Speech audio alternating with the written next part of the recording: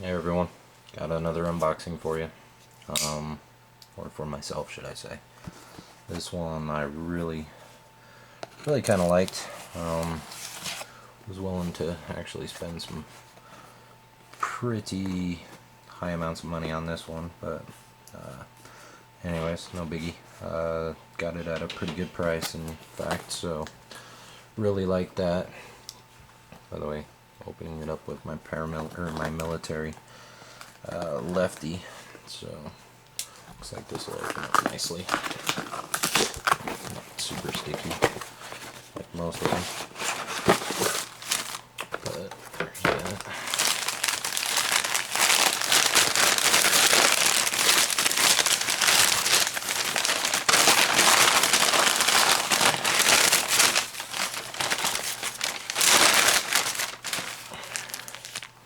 And there we go. Thought that might have had my name and everything on it, but it didn't, so good thing.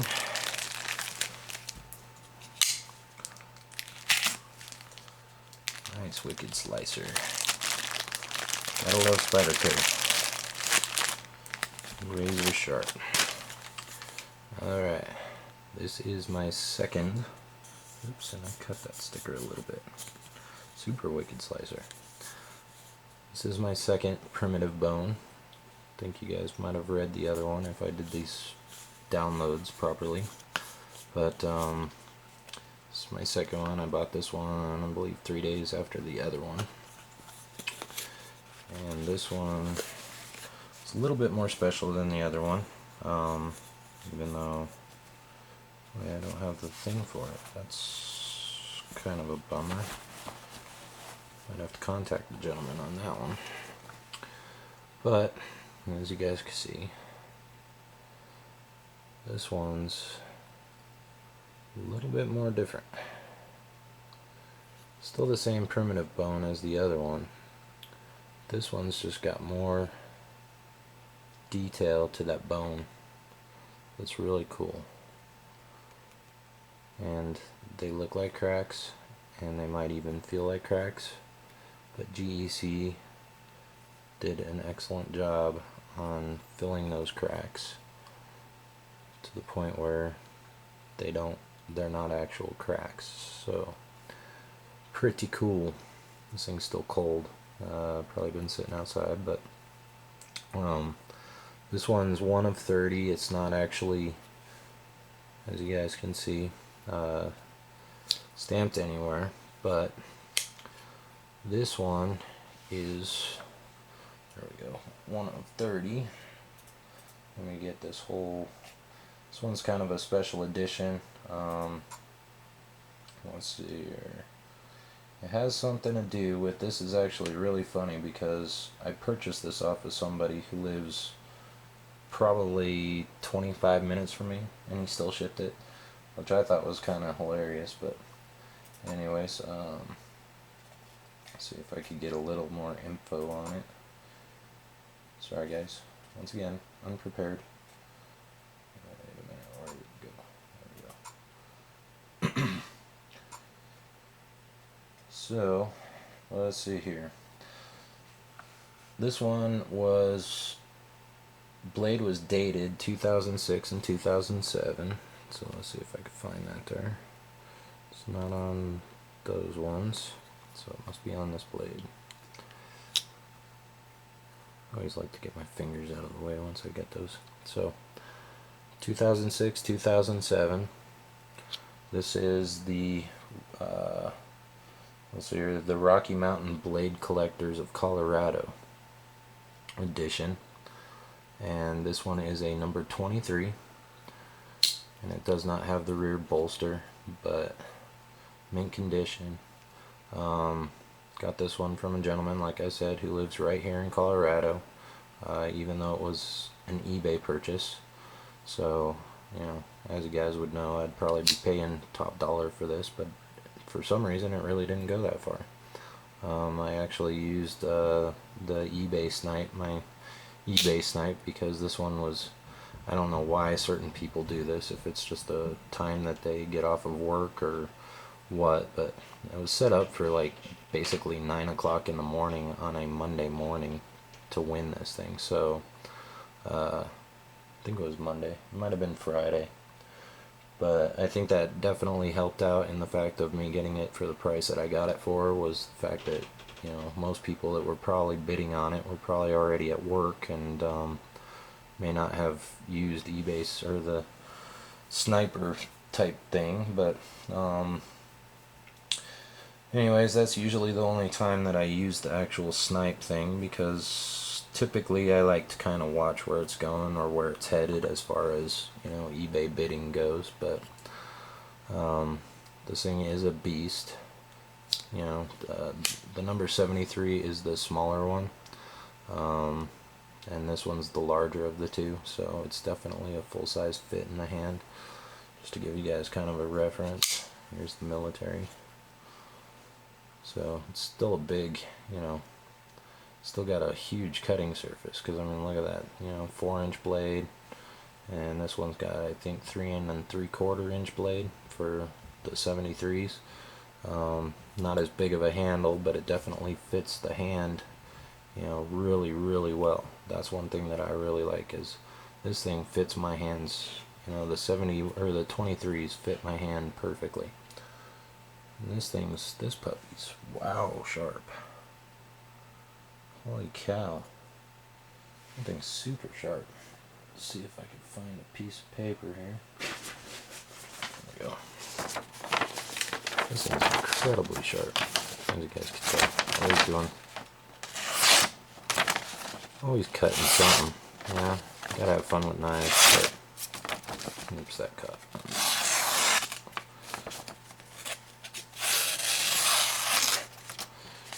But as you guys can see, that thing's sick sharp.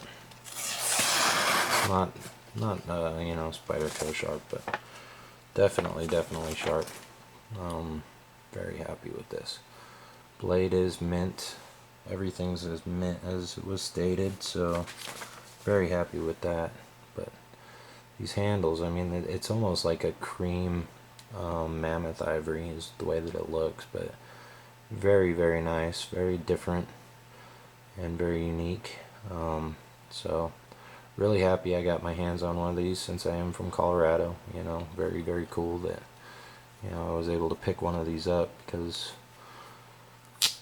you know, I am a Colorado native, and being able to be, or not be, but have a knife that is from the Rocky Mountain Blade Collectors Association, or whatever it is, Rocky Mountain Blade Collectors in Colorado knife, is definitely really cool. So 2006 and 2007. Excellent knife. It has that 1095 steel, so as you guys can see, 1095 carbon, just like all Northeastern, or Northfield, Northeastern. God, I can't even talk anymore, you guys. But let's see here. Any other kind of references? Here we go. We got a comb, and got a lighter. Love this lighter. Nice buck right on there. But anyways, so there's that. Also a little update, in case if I hadn't mentioned it, I did happen to sell my XM18 custom, and there was a lot of reason behind it. I sold it based off of the fact that it just, you know, I didn't foresee me really wanting to hold on to something of such high value. Plus, you never know, I mean, later on down the road, the possibility of it actually losing value, just because even though it was an original before he even actually started making the XM18 production,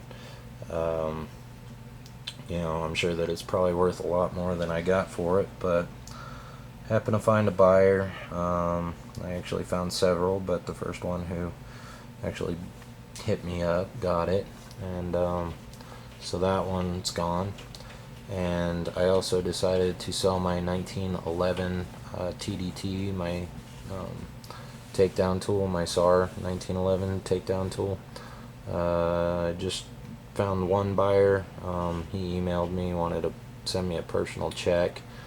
I had thought about it for a day because technically at the time I needed the money then, and it was for another knife purchase.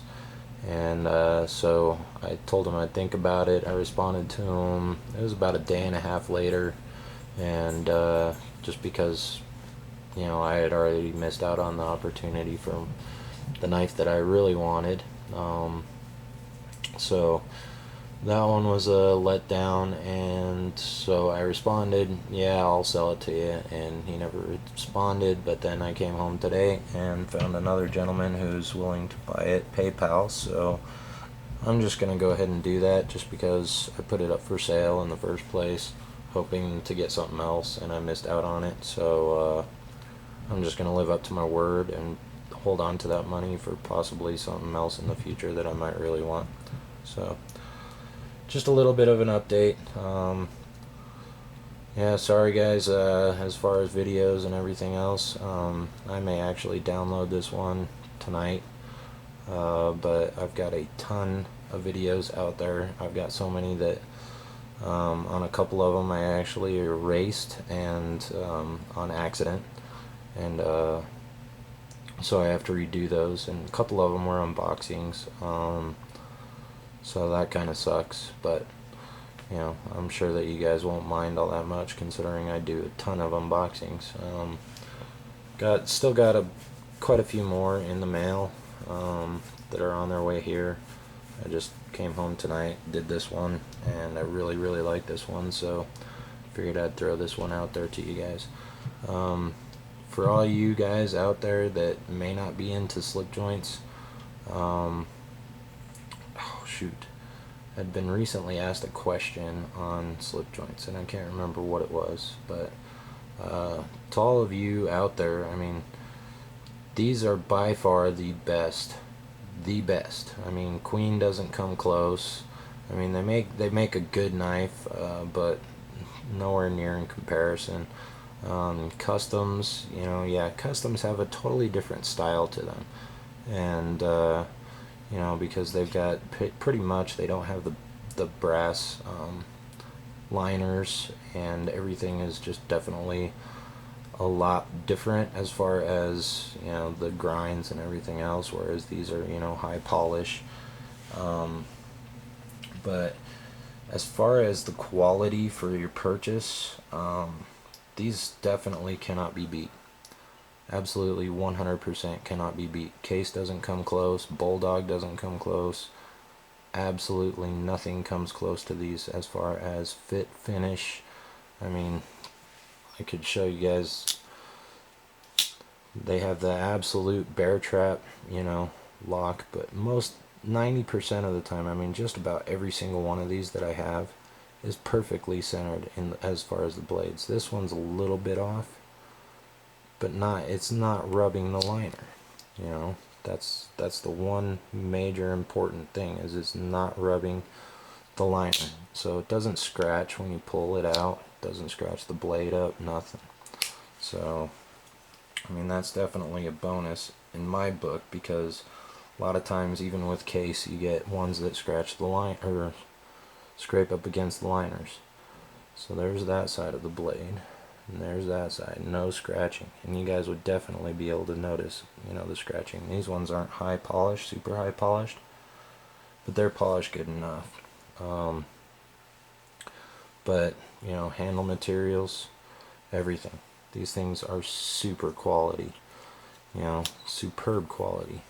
The interior, I know you guys can't see it, but it's polished. Everything on these things is polished, and these things touch so many hands, and they're pretty much handmade, every single one of them, hand pinned, hand put together, hand polished, everything.